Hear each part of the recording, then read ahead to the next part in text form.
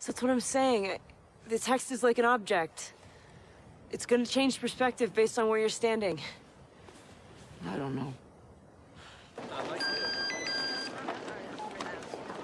Hello? Can you hear me? Can you hear me? I missed you, baby sweet. It was a day. It was a day. Please tell me you're seeing this too. From Seattle, we're Drinking the Movies. I'm Taylor Baker. And I'm Michael Clausen. We're drinking two different beers today. What are we drinking first? I think we're drinking the Elysian Dayglow IPA first because we got a little time constraint, so we're rolling with the bottled beer. I approve. Tasty. Is this one of your go-tos? It's one of my go-to mixed variety packs, the Elysian variety pack, when it's on sale at the local Albertsons and Safeway for the $20.99 price is a great deal. Plug.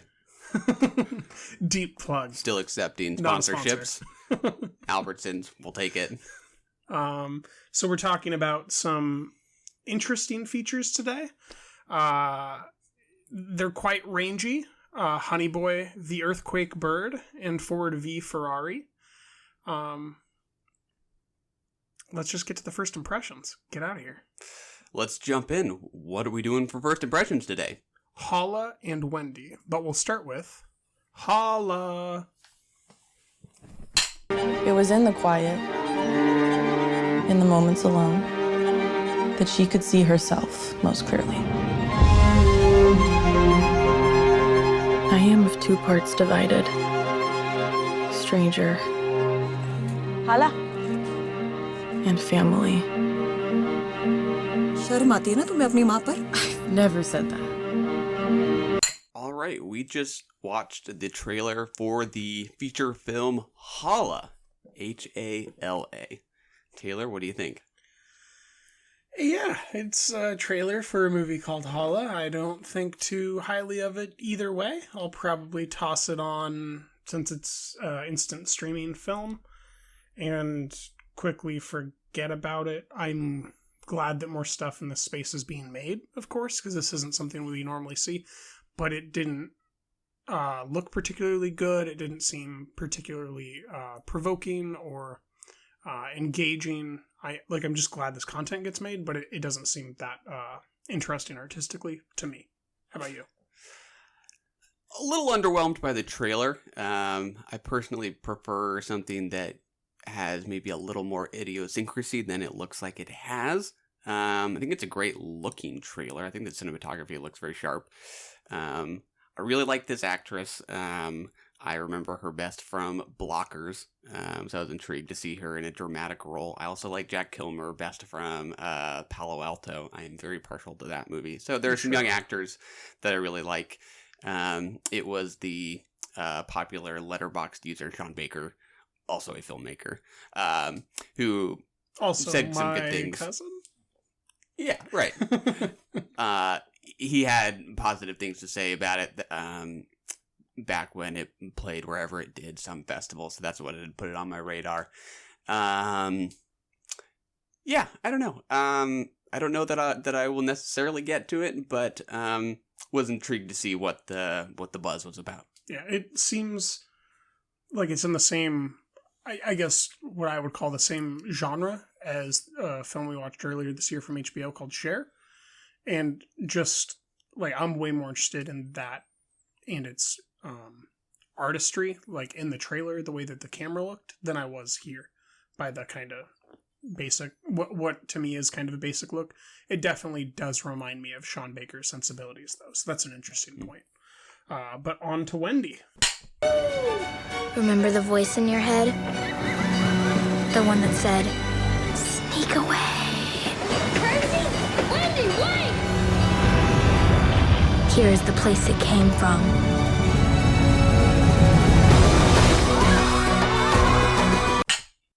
All right, Michael, that's the trailer for Wendy.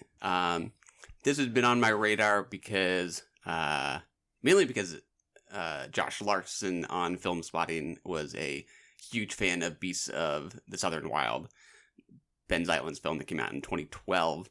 And it's like every other month he talks about when is Ben Zeitlin going to come out with another movie. And at some point he mentioned that he finally knew the title and that it was Wendy. So just his own curiosity led to my own curiosity about what might come next from this guy who kind of came out of nowhere and got in the Best Picture race. Looks like very family-friendly fare.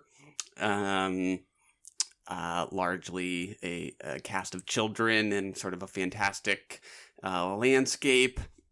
Not really my kind of thing to get that excited about. If I had to sit down and watch a family-friendly movie, it might be up there, but I don't do that much, period. So, I don't know. We'll see. What about you? What are your thoughts?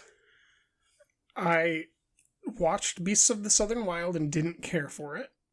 So that wasn't a selling point to me when I was introduced to the idea of this title. But I'm interested. It seems like it is a sincere work of vision, and that's not worthless to me.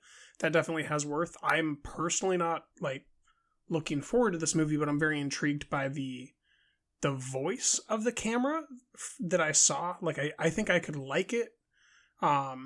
In a way that doesn't mean that I liked the movie, but I could have liked that I exposed myself to that art. It's one of those types of pictures. It's also one of the first things in a while that reminds me of the sensibility that we saw in Where the Wild Things Are from Spike Jonze. This is the first time I've really seen a raucous group of children embody that truly for a while. So that stuff's definitely interesting to me. I don't know that I'd seek it out in a theater, but if it found its way onto my TV in 2020, I wouldn't be too surprised. Yeah, Where the Wild Things Are, spot on comparison. On to our first title of the week, Shia LaBeouf's Honey Boy. You have good instincts. I have good instincts? Yeah, I got have rodeo good clown instincts, so I could never make it in Hollywood. You could if you started when I did. How do you think it feels to have my son paying me? How do you think that feels? You wouldn't be here if I didn't pay you. One of my favorite last names to mispronounce. Oh, it's one of everybody's favorites to pronounce. This is your highlight of the week, from what I can tell, out of the 3 titles we'll be covering. I think you're the most positive on this. You were much more positive than me when we exited the theater together a couple days ago. Why don't you start us off with your thoughts? All right, Honey Boy. This is directed by Alma Harrell, but written by, starring, and based on Shia LaBeouf's own childhood experiences. I dug this movie. I do think it felt a little bit lightweight somehow. I kind of felt like while I really liked a lot of the pieces, they didn't add up to quite as much as I had hoped, but I did think it was a very interesting way of getting involved in an artist reflecting on his childhood, a particularly unhappy childhood, and a troubled relationship with his father. I think it's a great looking movie. I think both performances are strong from Shia LaBeouf and Noah Jupe. I actually really liked Noah Jupe. And think there are aspects that do not work that we will get into, but overall I am positive on it. What about you? I'm slightly above neutral. I give Shia an A for like a successful therapy section that is completely sincere and seems to have moved him and been very profound in his life, like mental health wise, A+. Film wise, you covered the highlight for me, which is Noah Jupe, and I think that I, unlike you, found FKA Twigs' character to really work because of the silence, whereas when we go with Lucas Hedges, there's just a lot of blathering for no real reason besides to establish the timeline in which the screenplay we're watching unfold happens. I really think that the disjointment between Noah Jupe and Hedges was a terrible choice, and that there should have been a third age in between, because that cross jump just does not help the film at all. That is fascinating. I loved that. I did not like the timeline switch. I think it was really well done in the beginning. The correlation built between the stunt harnesses and the carabiners and the discomfort of it and the physical bodies being the same. But once we're at the end, and I'm supposed to believe that Noah Jupe just became Hedges, and I know as much as I personally know about LaBeouf's life, we're missing kind of the thing that instigates the breakdown completely, right? Like we see the child who develops the PTSD, but we don't see the child becoming in a symbiotic relationship with it without his father. Because there's a point in his life where he's without his father, using the PTSD that his father gave him to perform and do all the stuff that is his identity better. And that's a lot more interesting than the time jump to me. I think that it does work in the beginning, but it's the end where it completely fell apart. Yeah, that's interesting. Maybe it has to do with your, the extent to which you're just familiar with LaBeouf's life. I think it does. Yeah. I mean, I personally, I do agree. It is a pretty sharp contrast between the explosive temperament we get from Hedges, who I thought was pretty good, and the not nearly as explosive demeanor we get from Jupe.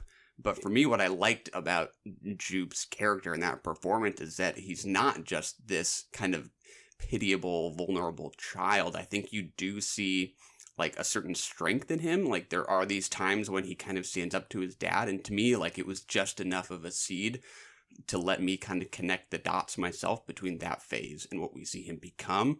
Whereas I wouldn't have wanted it to lay that out too clearly for me. I kind of liked being able to connect the dots myself. Whereas I did feel like I saw how this would become a traumatic and painful memory that would underpin that kind of intense anger.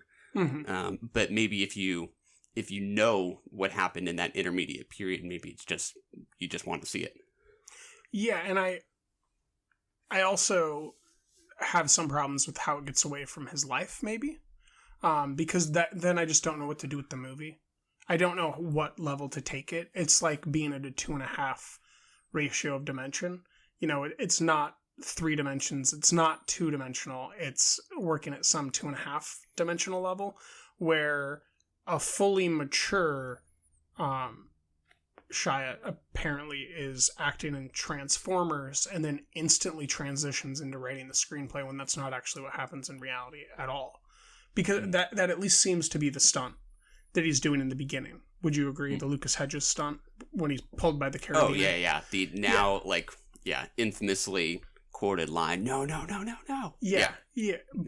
But then that same character is the person who ends up over, gosh, what would that be? 10 years later in the, where does he end up? What is that called? A wellness center? Rehab? I guess it's rehab, but it's a little bit more progressive than that. It's quite the program. Yeah. And that all came about on the set of the Peanut Butter Falcon. So it's just for me to straddle the Peanut Butter Falcon Shia all the way back to Transformers Shia and pretend it's the same age Lucas Hedges doesn't work. There's a lot of meat in the middle between Fury and Lawless and Holes, and we miss Holes in the movie, so there's just a lot of eras skipped over. Yeah. And this is one of my favorite performers, so I'm not the fairest guy to criticize his writing, maybe. Yeah. For me, it put out all the emotional dots I needed to kind of connect them. I would agree. I don't think the conclusion where Lucas Hedges says to his dad in what, feels vaguely sort of dreamy or maybe kind of imagined, it's a little hard to tell. He says to his dad, I'm going to make a movie about you. I don't think that really works at all, just because even though it's sort of this, metatextual choice, you just can't possibly believe that at this point, Lucas Hedges, his character as we know him, is in any way equipped to reflect on it in that way. Yeah. So for me, what it was is they just broke.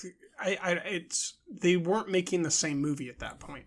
For me, it was like Shia had seen the film Sexy Beast and attempted to make a metatextual piece in a dream very reminiscent to Sexy Beast, where the pool's in the backyard and you walk through the house and there's all this implicit meta conversation happening, but at a basic human level, it's just a boy and his dad.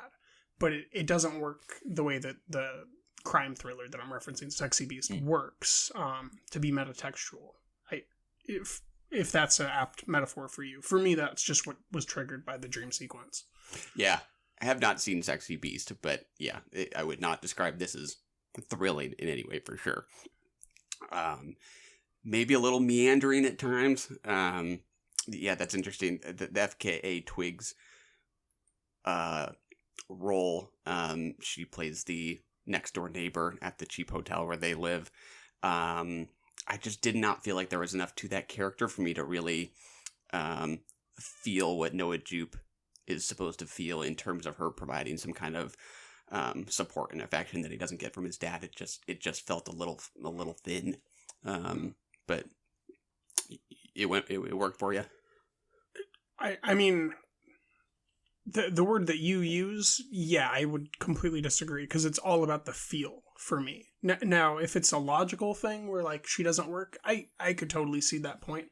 But for me, watching the film, I emotionally felt like that was sincere. I really did vibe with Jupe and Twigs in their interactions. And when he kisses her on her closed eye, like, some of those small, tender moments are the exact opposite of the experiences he's having with his father. And the dichotomy of that absolutely elucidated something deeper about the nature of this child's life and the full-bodied emotions that he has, even if he can't express them at the time.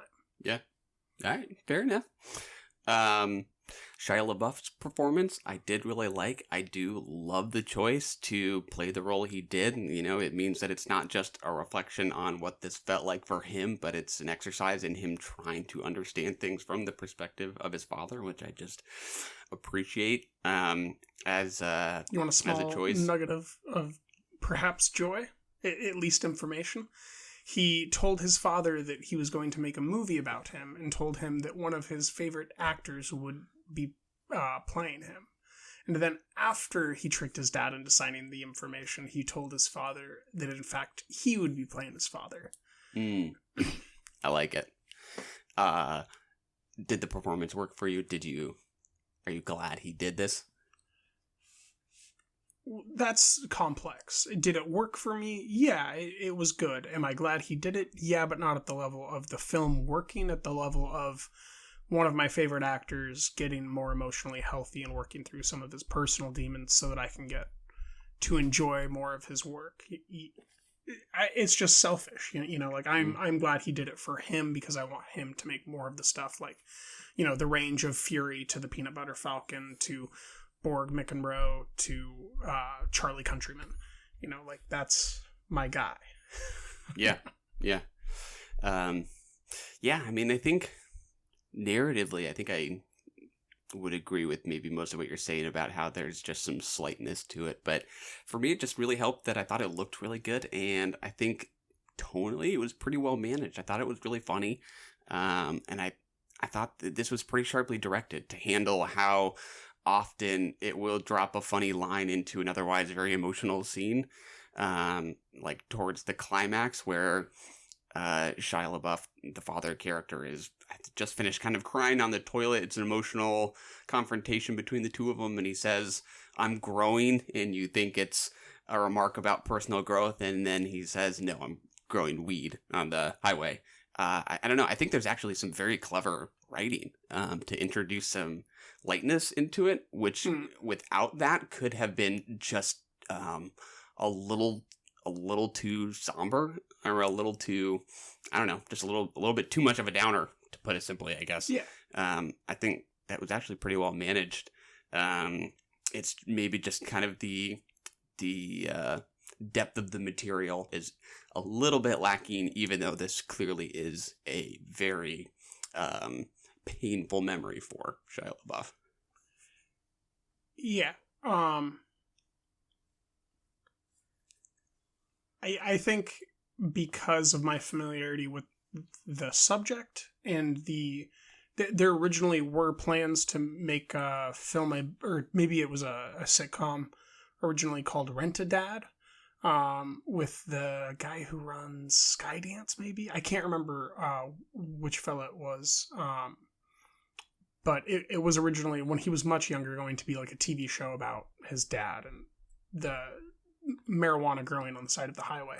Which, were you aware of that story? Because it was a fairly large pop culture story. So for me, I as soon as it was introduced, I was kind of disappointed personally. Because it,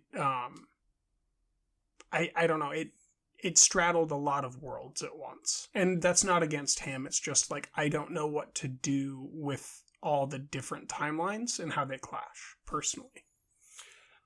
Yeah, when you say pop culture story, I don't think so. You mean that did happen? His dad did grow weed on the side of the highway? Yeah, and it was large in pop culture zines. Oh, gotcha. Yeah, that was it's had a few runs in the Enquirer and People magazine. It's made its runs ever since it happened, where every time Shia has a big story coming out, it's a big deal about his dad growing weed on federal land. Yeah, I was not familiar with that by any means. I mean, my familiarity with Shia is limited actually to the piece. I'd read the was it Esquire that you had sent me, right? Oh yes, the Esquire yes, profile. yes. Yeah, where it talks about. Oh, you did read that? Fantastic. Yeah. Okay. But that my knowledge of his story, his real story, is limited to that. Otherwise, I haven't really followed Shia LaBeouf's trajectory. Gotcha. Not an Even Stevens fan. That's where I'm getting. Oh, I did like Even Stevens, but my affection for it ended when it did. 3 years after it started. All right. Well, I think we came to understand that we have a neutral ground that is undefinable in this movie. I give it around 3. You're 3.5 and a heart? Yeah, I was really debating between a 3 or a 3.5. So yeah, okay, so there. We're very similar ground. It's just my level of disappointment is only because of my level of expectation. There you go. To Earthquake Bird. Come on. We have something no one else could share. Don't you know that? I do. Sarah, I know what I'm feeling. It's not right at all. You must trust me. He's the only person who ever really saw what I want. This is a Netflix original film directed by Wash Westmoreland, starring Alicia Vikander, Riley Keough, I believe the actor's name is Naoki Kobayashi. As you said, based on a novel. I did not care for this movie very much. What about you? Agreed. The end. All right. Let's dig in. Oof. Okay. You're like, do we have to? We do. We signed up for this. We did this to ourselves. I'm very okay with just a slightly mean statement saying I don't need to ever watch anything from this director ever again, probably. Nothing looked bad, but nothing looked interesting. It's not like it wasn't even a cinematography problem. It was just a problem of it looking interesting at any level. This and Haruki Murakami are best left to the page, I think. Is this a Murakami story? No, but this is very much in the genre of a Japanese story in the day of the life with multiple characters and their interpersonal relationships, where it just absolutely loses the tension without being on the page. And maybe it could be adapted, but I feel like those exceptions prove the rule. Like the only thing I can think of to point to with something like this being successfully adapted is Gone Girl, which to me is Fincher choosing to tell the story. It's like Kubrick making The Shining. Like there are exceptions that prove the rule. Yeah. At the risk of sounding shallow, for a movie that I knew going in involved murder in a love triangle between three beautiful people. I was hoping for something a little juicier, with a little more energy, a little more life to it. A little more perfection. Is that a reference to The Perfection? Yeah. I did not care for that movie. I don't want more of that. But I was hoping for a little more sizzle here. So I'm maybe willing to confess that it's partly to do with expectations, I suppose, and I had to recalibrate that this is as much, an attempt at a character study, I suppose. I just think it's, for me, difficult to leverage that kind of material in this kind of subdued, more gloomy atmosphere. And I just do not think these relationships or these characters ultimately struck me as all that interesting or engaging, to put it very simply. I think Alicia Vikander is good, I suppose. I think the performance is okay. Great, personally. It's just there's no favors given to her at all. Yeah, we start by watching her strike up this relationship with a vaguely enigmatic noodle chef who moonlights as a photographer, and I just did not care for the dynamic between them to begin with. It's intended to be kind of stiff and awkward to an extent because we get that they're both kind of closed off, but that is then sort of like the basis of the tension in the love triangle, I think is a problem because I was so disinterested in them as a couple to begin with. And the fact that she is kind of closed off and clearly troubled in some way, I just think is too clearly the carrot being held out in front of us. I just thought there was something a little uncreative about it leading us forward. That's a great word. Uncreative. That's also what I would say about the Fight Club trope that is constantly simmering underneath, where, it's, about every 10 to 12 minutes that we spend with Riley Keough and Alicia Vikander, we get another 1-minute scene of her questioning her identity in a way that is meant to make the viewer think that she could be Riley.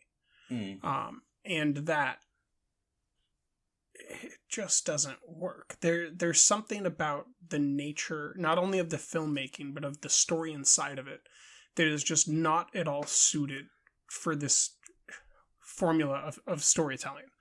The slipping on the waxed floor in soft socks is not a good enough fulcrum. I agree. For this type of a filmmaker to make a film. Now, if you told me that was the thesis of Bong Joon-ho's next film, I'd be mildly intrigued. He would do something interesting with that.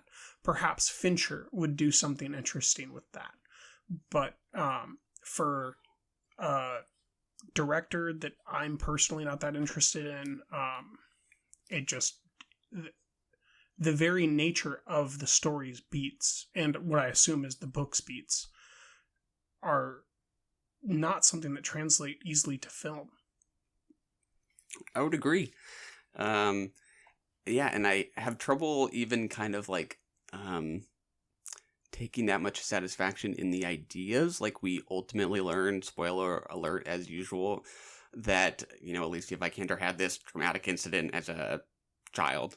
I think a couple of traumatic incidents, but the kind of key one being What was she, 11 or 14? And she went over to her friend's house and went and drank out of a distillery with her friend's dad and got pregnant? That was unclear to me whether she actually got pregnant or not. But yes, that was not a happy memory. And then he killed himself? Right. Okay. And then, the story is the death that follows her. And that tone management just isn't there. There's no concise tone. Yeah. And I would just add the additional memories of when her brother was pestering her with some of his friends. She pushed him and he fell and hit his head and was killed. Yeah. So it kind of becomes this study in guilt to me. She's still kind of tortured by that, but this also then becomes something about jealousy, and I just don't really understand like why one was kind of informing the other. I kind of felt like it was wanting to do two different things, kind of be this psychological character study, also be this kind of steamy love triangle, which was actually not steamy at all. But the problem is there's no internal dialogue to the film, right? And that's the difference in the basic difference in form between a work of narrative fiction that is written and a work of narrative fiction that is presented as cinema. That without doing a voiceover, you cannot do that. And this film does not have a voiceover. It tries to get around that briefly with the opening and, almost ending of the interrogation by the cops, so that she can present everything as a story. So then we're supposed to question her subjectivity to the recollection of the events. It just doesn't, nothing I'm saying works about it. That's the weird thing. You could say anything about this movie besides Alicia Vikander, and that would be a thing that I'd point to and say it just doesn't work. I would agree. I didn't know going in that it was an adaptation, but it really made sense to me in hindsight when I was thinking about the fact that she is not just, this translator, that's what she does for a living, but also a cellist, I believe. That's the instrument she plays, right? Which just seemed like such a strange aside that leads to Why would that an be incident. Strange? That's a Netflix theme. Apparently, that is a niche that they are digging if there's into. Two women playing leads in a film on Netflix, one of them plays a stringed instrument. There is That's a bug in the algorithm somewhere, or some coder just dropped that nugget in there to throw a wrench into things. I was very sort of baffled by that as an aspect of this character that just didn't seem to fit, other than to lead to this incident where a lady falls down the stairs, which could have happened anywhere. So I think I do actually have a broader conversation, which you might find interesting, that this film gets us to, if we pretend to talk about things other than this film as well. Like this genre of film.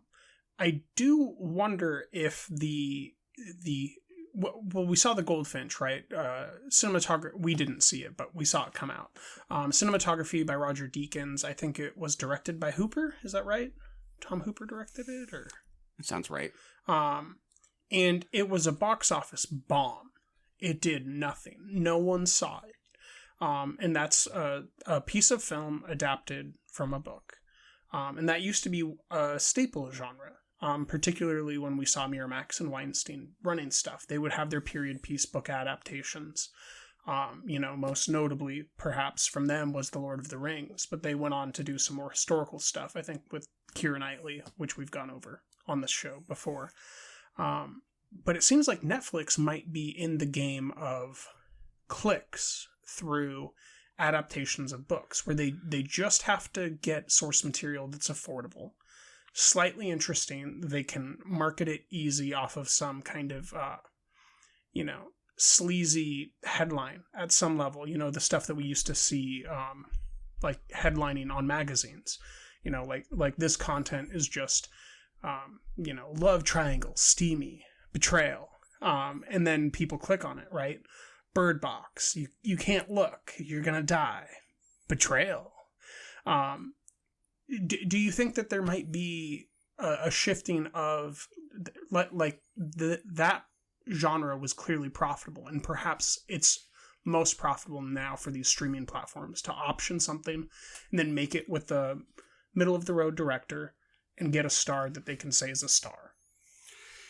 Yeah, I think that's very possible. I'd have to probably just take some time to think about the other literary adaptations that they've picked up so far. Just to kind of see the trend, but I 100% buy that. And I am completely okay with them being as pulpy as they need to be or want to be.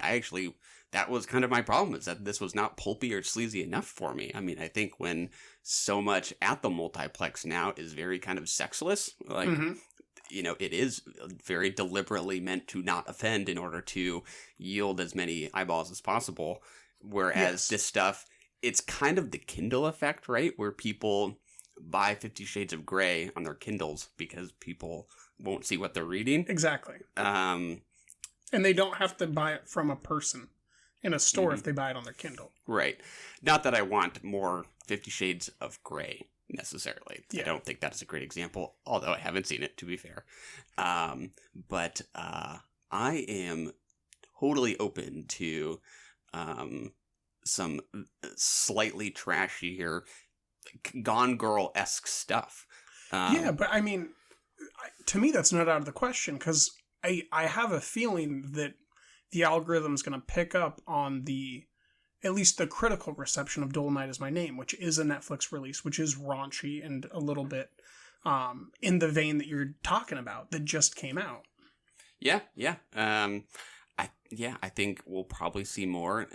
Amazon Studios has been very open about a new category for them being the quote-unquote sexy date night movies. They'll be more and more often going straight to Prime Video. So I'm not opposed to that. I just hope they're sexier than this one was, because this was kind of boring. Yeah. Well, I'm glad that I got to talk about something besides the Earthquake Bird during this Earthquake Bird review. We broadened it a bit. Let's race into our next title. Ford versus Ferrari. Do you think you can beat Ferrari? I can try. We're lighter, we're faster. When that don't work, we're nastier. We're gonna make history. You ready? I was born ready, Mr. Shelby. Hit it.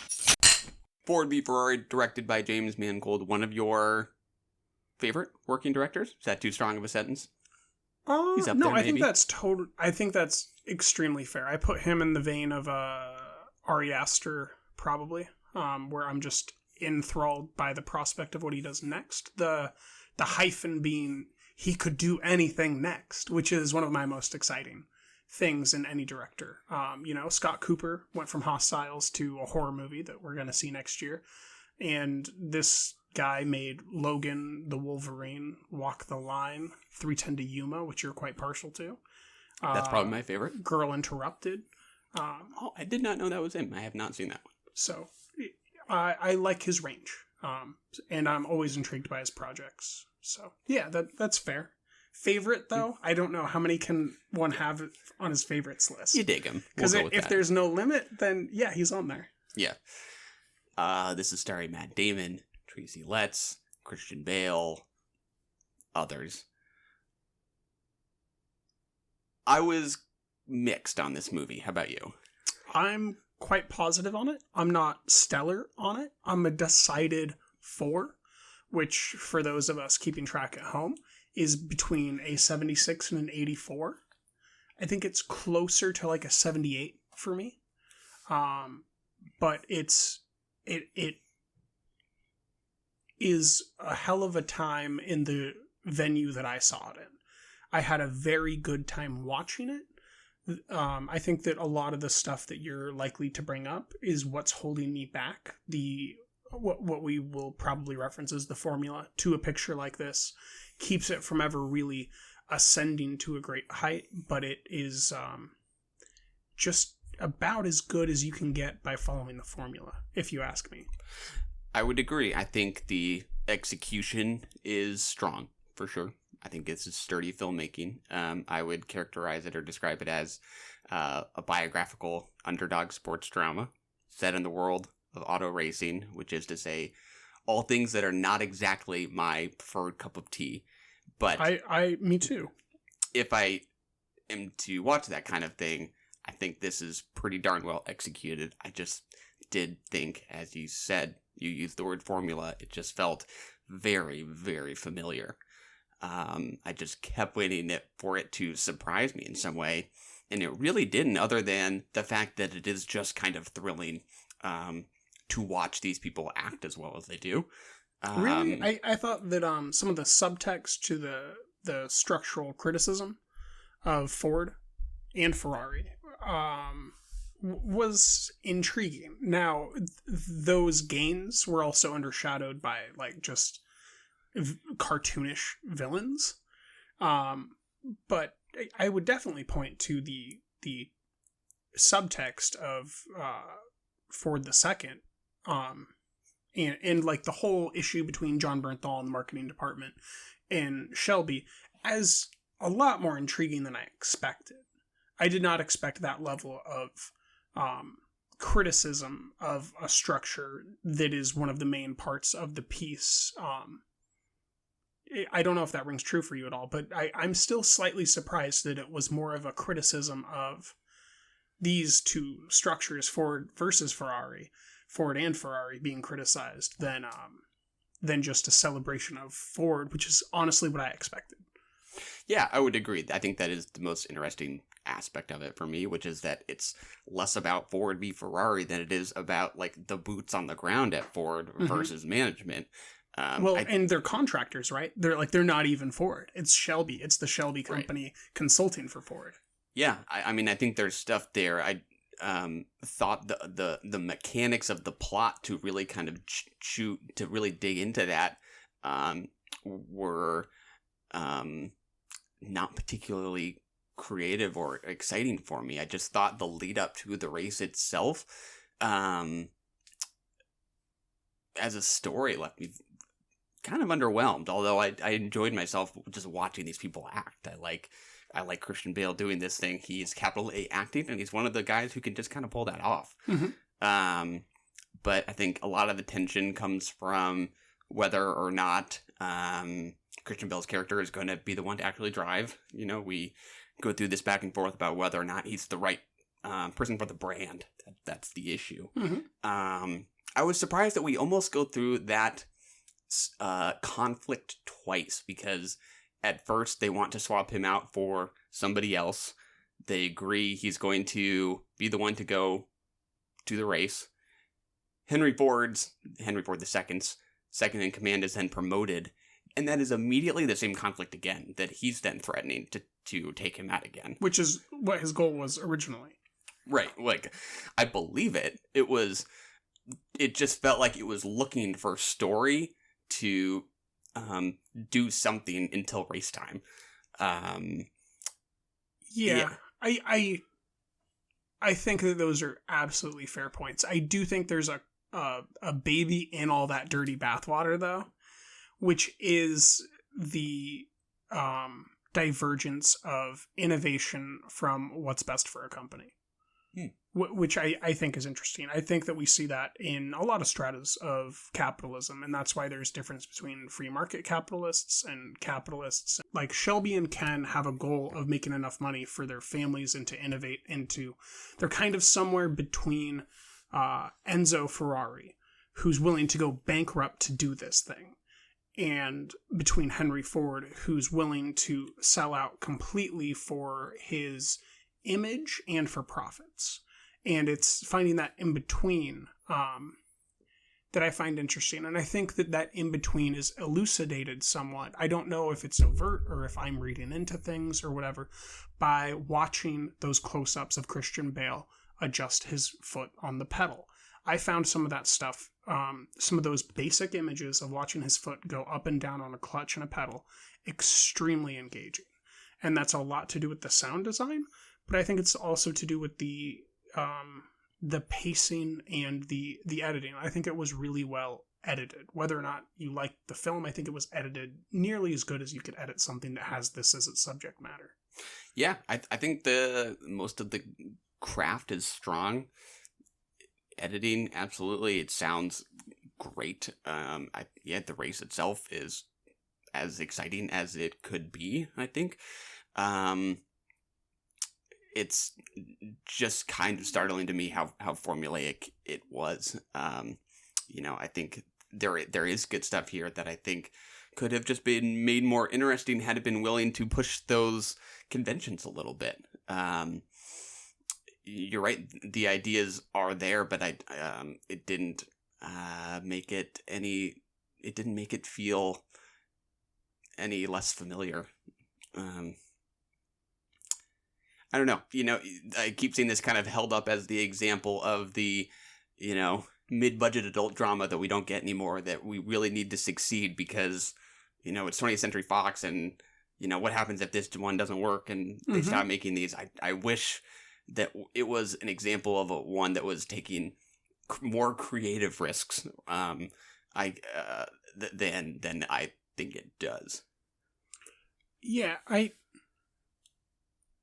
don't think I personally agree, but I see the merit. I've heard a lot of comparisons, I believe, to David Lean in the classic American adult film. I believe that he referenced that himself in an interview, is like that was his goal, is to make fare that was easy to consume, but meant for adults, and that maybe has a little bit more lasting power than on first glance. And I think that there are some small flourishes to the piece that are, to me, a little bit out of bounds with the exact by the numbers formula, which is when Ken Miles' wife, I don't remember her name, but she plays the lead in Outlander, and she's a fantastic actress, not given enough to do here because she's truly amazing. She's driving, and she basically risks their lives to get him to tell her the truth. It's just one of those little things that I don't think it's going to age poorly. I'll put it that way. I think that moment might be one of those more intriguing moments. I think the choice to show the death, rather than to say, Ken Miles later died testing cars for the next run at Le Mans with the Shelby Corporation, would have been the normal move, and instead they don't end the movie until after Matt Damon's had to look his son in the eye and not quite apologize, but we see the change in him from the beginning of what this meant. And I think the ability of a biopic like this to show an actor change, which is what Matt Damon gets to do, is not normal to me in a biopic. Like, when I think about Gary Oldman's performance, it was amazing. He is Churchill to me, right? But he didn't fucking change. Normally they don't change. Matt Damon changed. And I think that it's those little tiny nuances to a story that make it an interesting biographical drama or don't. I would agree. I did like the way the death was handled, that it wasn't milked for any more sentimentality or a bigger emotional punch than it needed to be. I think it was kind of subtle in a way. So it's a weird word to describe a car exploding. But you don't really linger on the fire. You don't. It's not a climax by any means. It's almost like the ... This is what happened. And I think that is actually a very nice touch. I would completely agree. Maybe for me, it just wasn't quite enough to offset the meat familiarity of the rest. Yeah. Yeah, I mean, you described it as, something for adults that they're just gonna like. I completely agree with that, and I did like it. But I just find it a hard one to love, with how conventional it felt.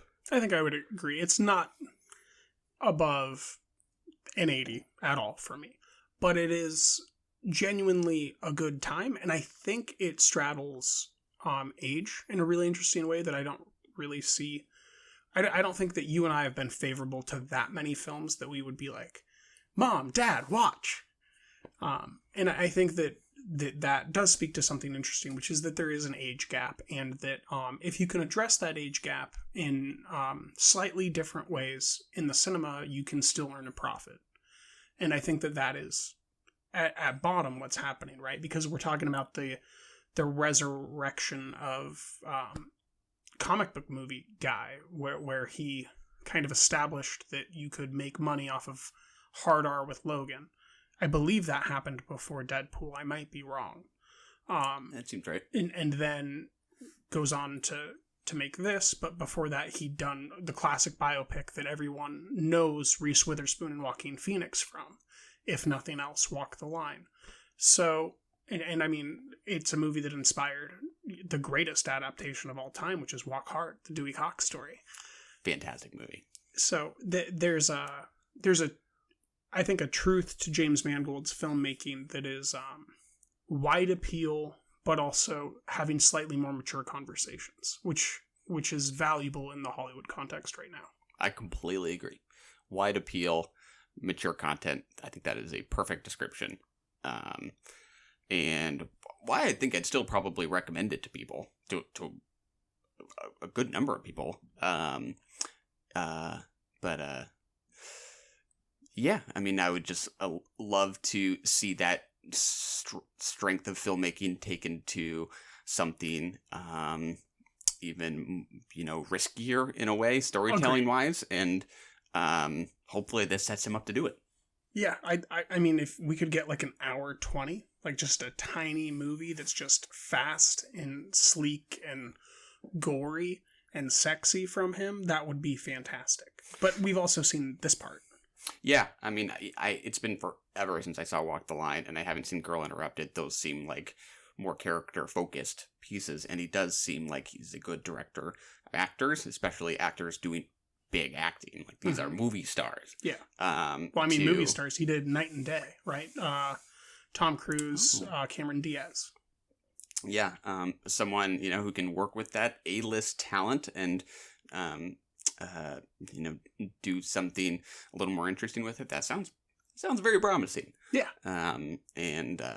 If a lot of people see it, that's great. Agreed.